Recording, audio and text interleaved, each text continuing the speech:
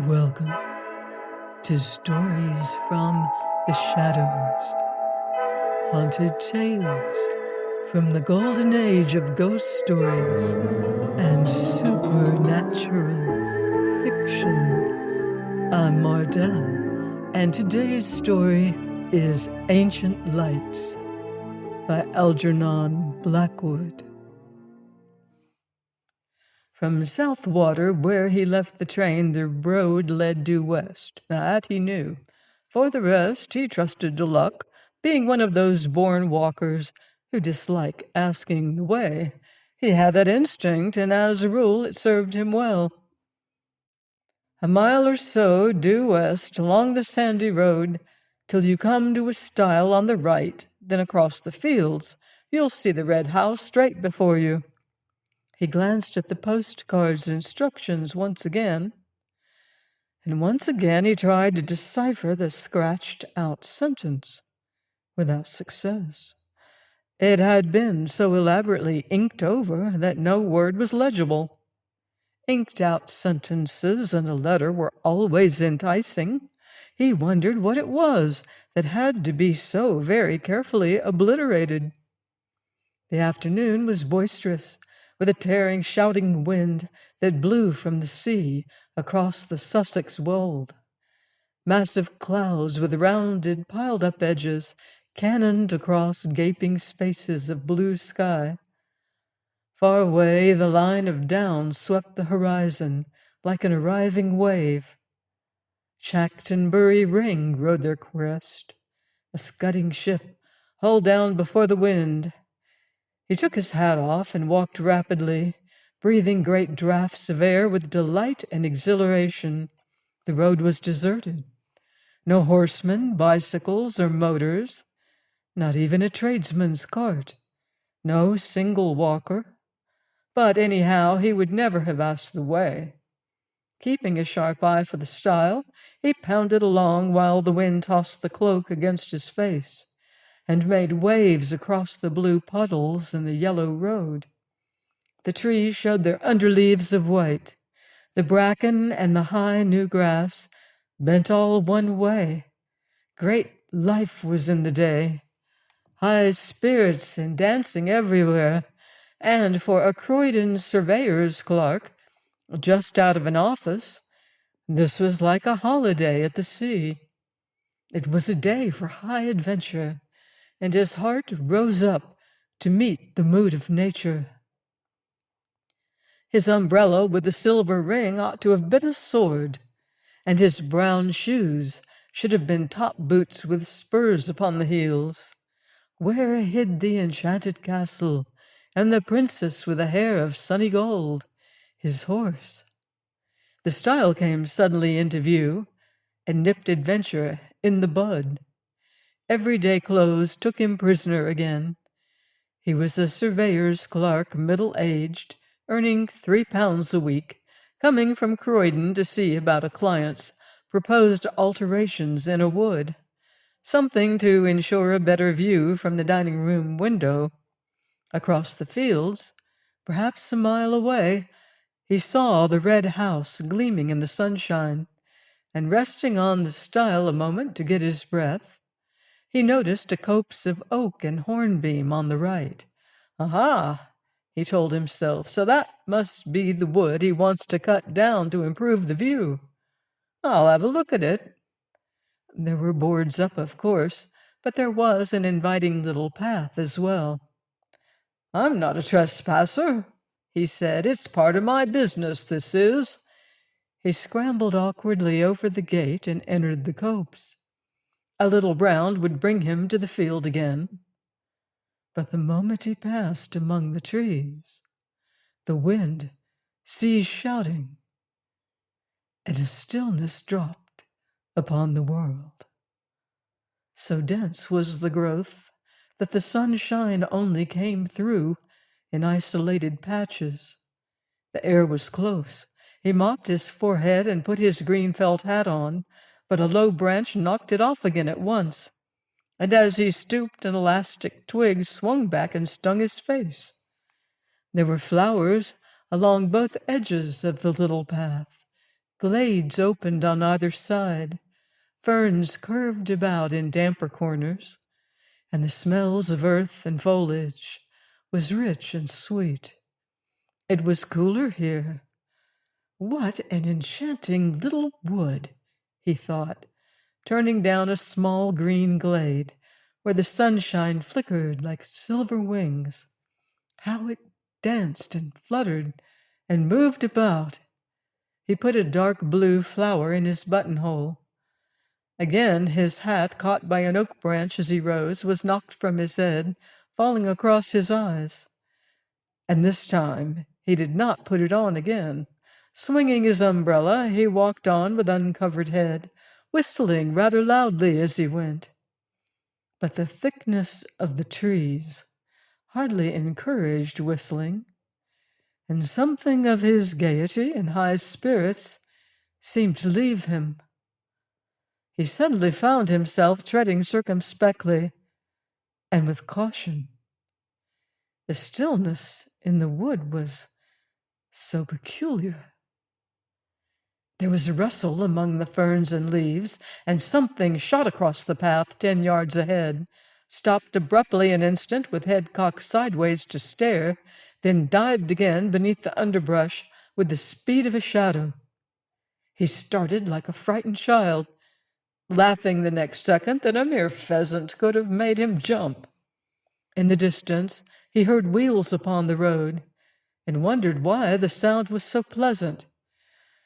"Good old butcher's cart," he said to himself, then realized that he was going in the wrong direction, and had somehow got turned round, for the road should be behind him, not in front.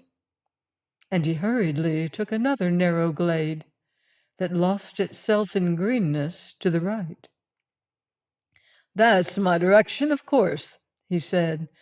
"Oh, the trees has mixed me up a bit, it seems." Then found himself abruptly by the gate he had first climbed over. He had merely made a circle. Surprise became almost discomfiture then. And a man, dressed like a gamekeeper in browny green, leaned against the gate, hitting his legs with a switch. "I'm making for Mr. Lumley's farm," explained the walker. "This is his wood, I believe." Then stopped dead because it was no man at all, but merely an effect of light and shade and foliage. He stepped back to reconstruct the singular illusion, but the wind shook the branches roughly here on the edge of the wood, and the foliage refused to reconstruct the figure. The leaves all rustled strangely. And just then the sun went behind a cloud, making the whole wood look otherwise.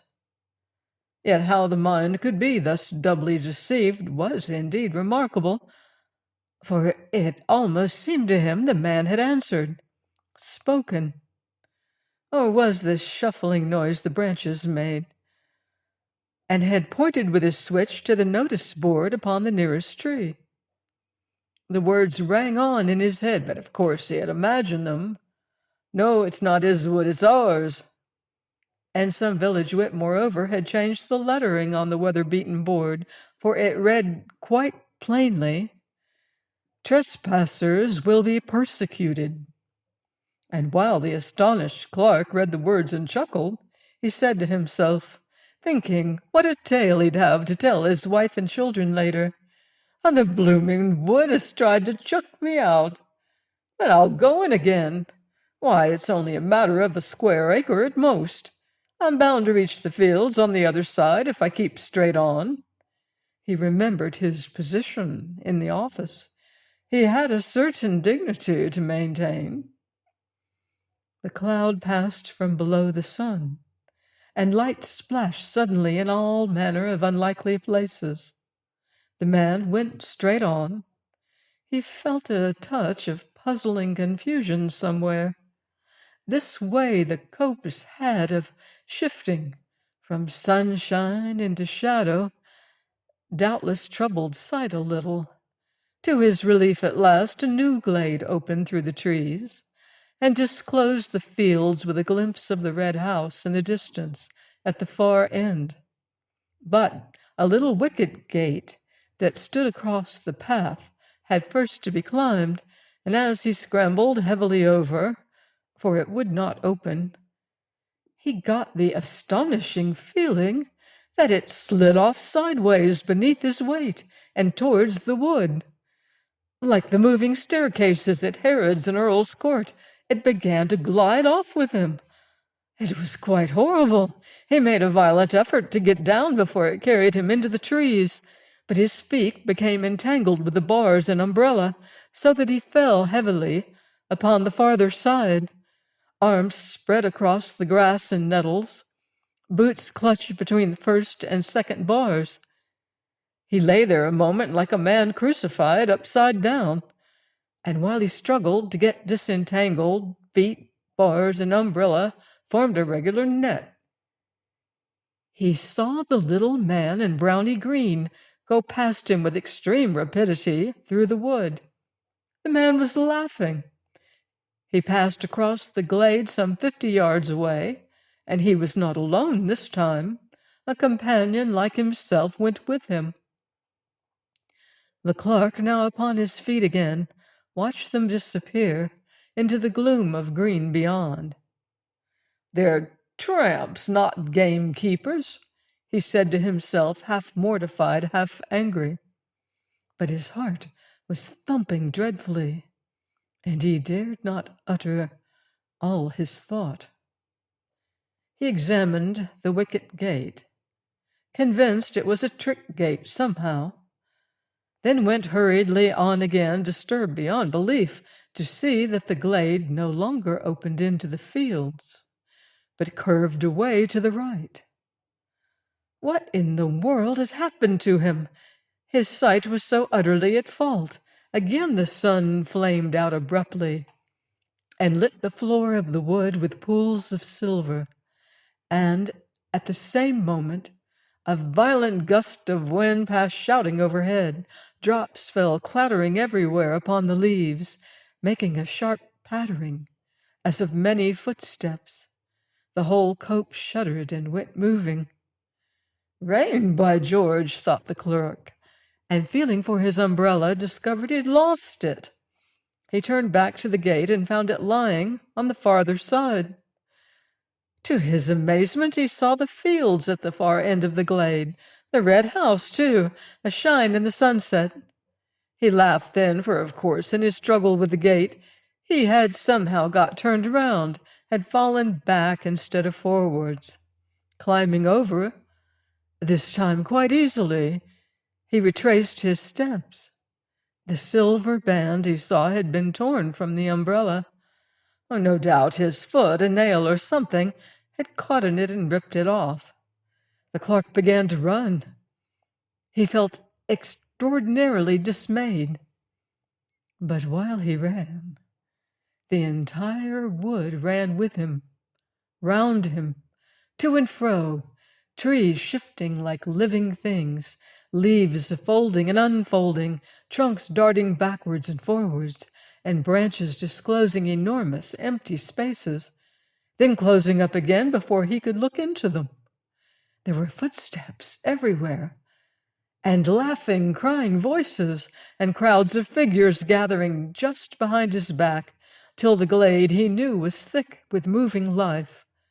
The wind in his ears, of course, produced the voices and the laughter, while sun and clouds, plunging the copse alternately in shadow and bright dazzling light, created the figures. But he did not like it, and went as fast as ever his sturdy legs could take him. He was frightened now. This was no story for his wife and children. He ran like the wind, but his feet made no sound upon the soft mossy turf. Then, to his horror, he saw that the glade grew narrow. Nettles and weeds stood thick across it. It dwindled down into a tiny path, and 20 yards ahead it stopped finally and melted off among the trees. What the trick gate had failed to achieve, this twisting glade accomplished easily, carried him in bodily among the dense and crowding trees. There was only one thing to do: turn sharply and dash back again, run headlong into the life that followed at his back, followed so closely, too, that now it almost touched him, pushing him in. And with reckless courage, this was what he did. It seemed a fearful thing to do. He turned, and with a sort of violent spring, head down and shoulders forward, hands stretched before his face, he made the plunge like a hunted creature.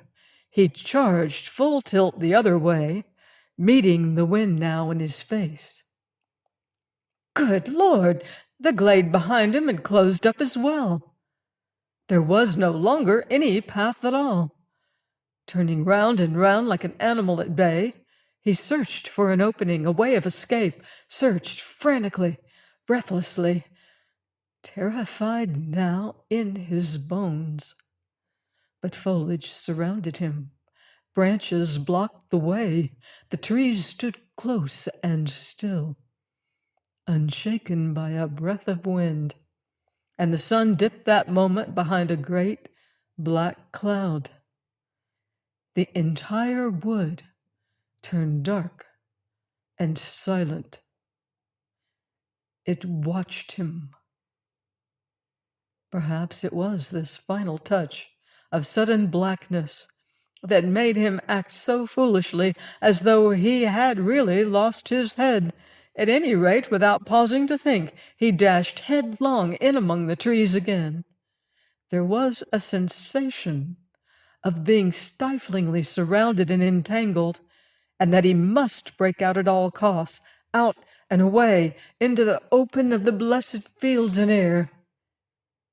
He did this ill-considered thing and apparently charged straight into an oak that deliberately moved into his path to stop him. He saw it shift across a good full yard, and being a measuring man accustomed to theodolite and chain, he ought to know. He fell, saw stars, and felt 1,000 tiny fingers tugging and pulling at his hands and neck and ankles. The stinging nettles, no doubt, were responsible for this. He thought of it later. At the moment, it felt diabolically calculated. But another remarkable illusion was not so easily explained. For all in a moment, it seemed, the entire wood went sliding past him, with a thick, deep rustling of leaves, and laughter, myriad footsteps, and tiny little active, energetic shapes. 2 men in browny green gave him a mighty hoist, and he opened his eyes to find himself lying in the meadow beside the stile where first his incredible adventure had begun. The wood stood in its usual place and stared down upon him in the sunlight. There was the red house in the distance, as before. Above him grinned the weather-beaten notice board, "Trespassers will be prosecuted." Disheveled in mind and body, and a good deal shaken in his official soul, the clerk walked slowly across the fields. But on the way he glanced once more at the postcard of instructions, and saw with dull amazement that the inked-out sentence was quite legible after all beneath the scratches made across it. "There is a short cut through the wood I want cut down, if you care to take it." Only "care" was so badly written, it looked more like another word. The C was uncommonly like D. "That's the copse that spoils my view of the downs, you see," his client explained to him later, pointing across the fields, and referring to the ordnance map beside him. "I want it cut down and a path made so and so." His finger indicated direction on the map. "The fairy wood, it's still called, and it's far older than this house. Well, come now, if you're ready, Mr. Thomas, we might go out and have a look at it." Join me next time for more haunted tales of the unseen and the unknown, on stories from the shadows. Until then, I wouldn't blame you if you leave the lights on.